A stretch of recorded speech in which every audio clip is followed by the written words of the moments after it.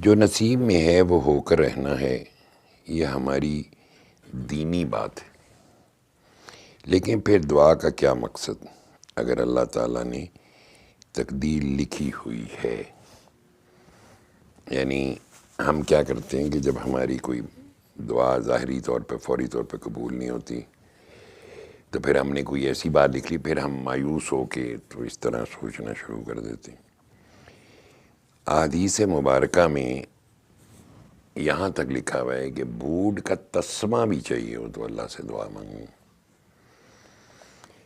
قرآن پاک میں ایک آیت ہے، اللہ فرماتا ہے کہ اللہ اپنے لکھے کو مٹانے اور اسے دوبارہ لکھنے پہ قادر ہے، اور اپنے لکھے کو ثبت کرنے پہ قادر ہے۔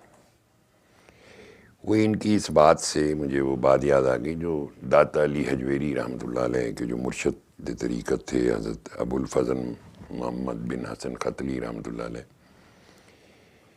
تو وہ داتا علی حجویری رحمۃ اللہ علیہ فرماتے ہیں کہ میں بیٹھا ہوا تھا تو میرے دل میں خیال آیا کہ جب سب کچھ تقدیر میں لکھا ہوا ہے تو یہ آزاد لوگ محض خواہشات کے پیچھے اپنے آپ کو پیروں کا کیوں غلام کر لیتے ہیں؟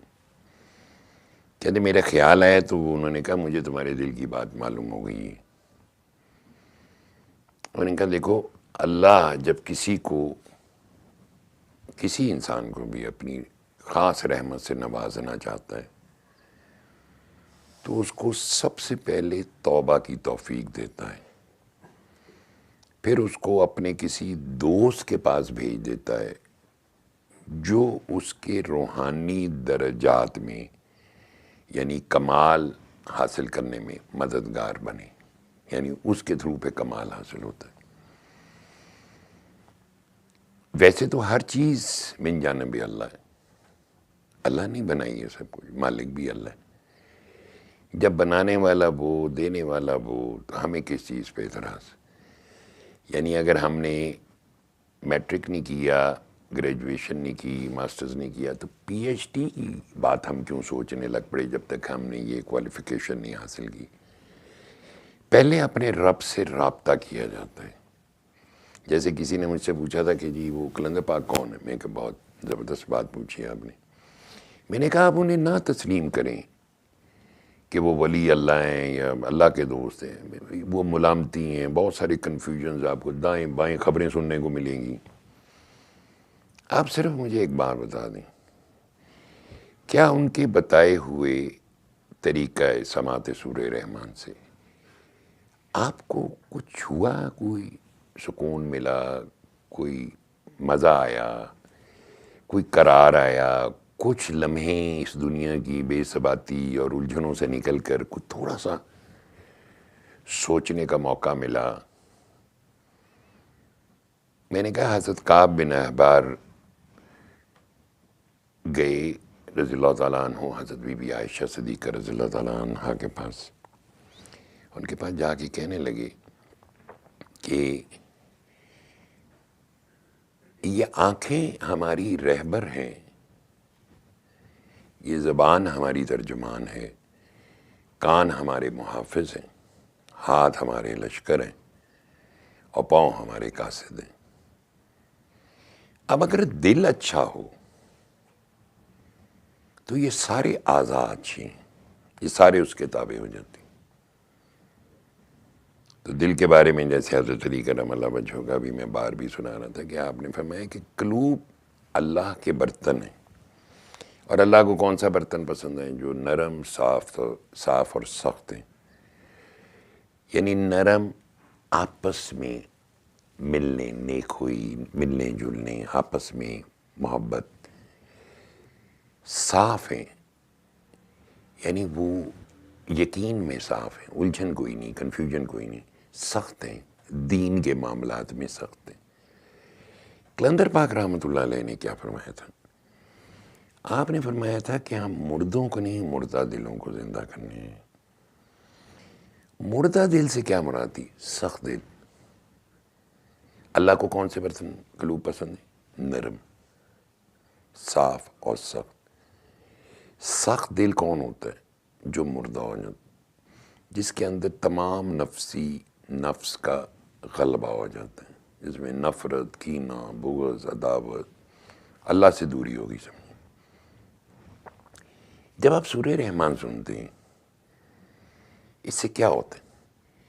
اس سے دل کے اندر نرمی پیدا ہوتی، نرم ہوتا ہے دل پسیج جاتا ہے، آنکھیں بند کرتے اپنا سارا نظر آنا شروع ہو جاتا ہے، بندہ روتا ہے، بوجھ اتر جاتا ہے، اس کے بعد پھر وہ تھوڑا سا بہتر محسوس کرتا ہے۔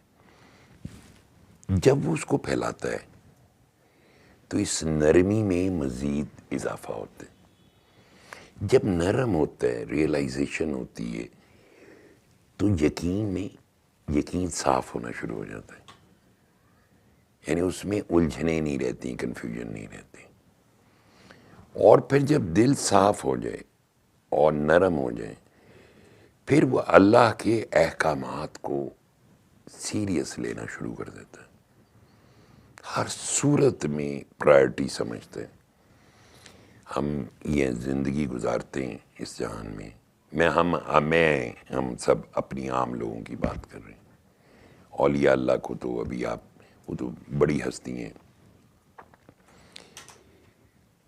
ہم کتنے اللہ سے محبت کرتے ہیں؟ نرمی ہوگی جب اندر نیگیٹیوٹی نہیں ہوگی تو محبت ہوگی، یعنی مثبت سوچ۔ جب نیگیٹیوٹی نہیں ہوگی تو مثبت سوچ ہوگی۔ ہمارے یہ لفظ بڑا عام ہے، پازیٹیو تھنکنگ یا مثبت سوچ ہونی چاہیے۔ اچھا، اس سے آگے کوئی نہیں بتاتا یہ سوچ کیسے پیدا ہوتی ہے۔ مثلا کیا یہ مصفہ اور مسجع لینگویج کا نام ہے، ڈیکوریٹڈ لینگویج کا نام ہے، اچھے الفاظ کا نام ہے، یا اس کا تعلق قلب سے؟ جیسے بابا دیدار شاہ رحمۃ اللہ علیہ نے مجھ سے ایک دفعہ پوچھا کہ یہ تسی بابے انہوں نے بڑے لاڈلے ہو، یہ تانوں کی ملے؟ تو میں نے انہیں بڑا سادہ سا فوراً ایبرپٹ جواب دیا، میں کہا مثبت سوچ۔ اچھا، ان میں ایک عادت تھی کہ وہ کسی بات کو سن کے نا تھوڑی سی دیر توقف کر کے نا آنکھیں بند کر کے بیٹھ جاتے تھے، پھر آنکھ کھول کے مسکرائی۔ بالکل صحیح گل کی تھی۔ جب میں نے کلندر پاک رحمۃ اللہ علیہ سے اس بات کا ذکر کیا تو انہوں نے فرمایا کہ جو ابتدا ہے وہ انتہا ہے، یعنی جس چیز کی ابتدا ہی پازیٹیوٹی ہے اس کی انتہا بھی پازیٹیوٹی ہے۔ پازیٹیوٹی، مثبت سوچ یا پازیٹیو تھنکنگ ایک کمپاؤنڈ ورڈ نہیں ہے صرف، یہ کتنی بڑی بلیسنگ ہے جو ہمارے مردہ قلب کی وجہ سے ہم بظاہر تو پازیٹیو نظر آتے ہیں، حلیہ ٹھیک ہے، سب کچھ ٹھیک ہے، لیکن deep inside there is something wrong with us. وہ ہم جب کسی کو دیکھتے ہیں ہنستا ہوا، وی فیل جیلس، ہمارے اندر اتنا حسد پیدا ہو جاتا ہے جتنا ابلیس نے بھی تو حسد ہی کیا تھا نا۔